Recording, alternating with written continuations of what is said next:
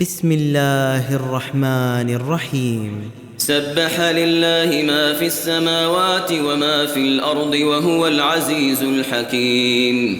يا أيها الذين آمنوا لم تقولون ما لا تفعلون كبر مقتا عند الله أن تقولوا ما لا تفعلون. إن الله يحب الذين يقاتلون في سبيله صفا كأنهم بنيان مرصوص. وإذ قال موسى لقومه يا قوم لم تؤذونني وقد تعلمون أني رسول الله إليكم فلما زاغوا أزاغ الله قلوبهم والله لا يهدي القوم الفاسقين. وإذ قال عيسى ابن مريم يا بني إسرائيل إني رسول الله إليكم مصدقا لما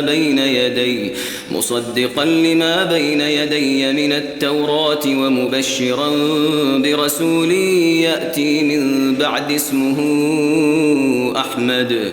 فلما جاءهم بالبينات قالوا هذا سحر مبين.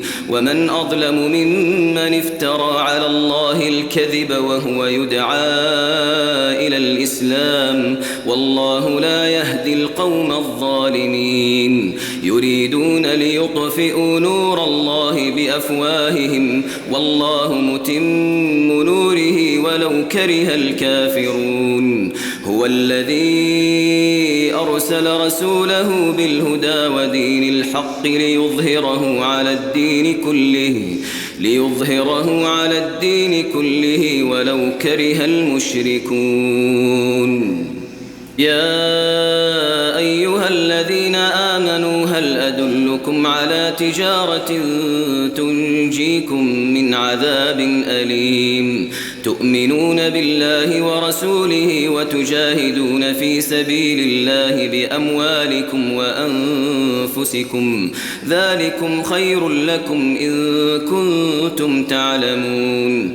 يغفر لكم ذنوبكم ويدخلكم جنات تجري من تحتها الأنهار ومساكن طيبة في جنات عدن ذلك الفوز العظيم. وأخرى تحبونها نصر من الله وفتح قريب وبشر المؤمنين. يا أيها الذين آمنوا كونوا أنصار الله كما قال عيسى ابن مريم للحواريين من أنصاري إلى الله قال الحواريون نحن أنصار الله. فآمنت طائفة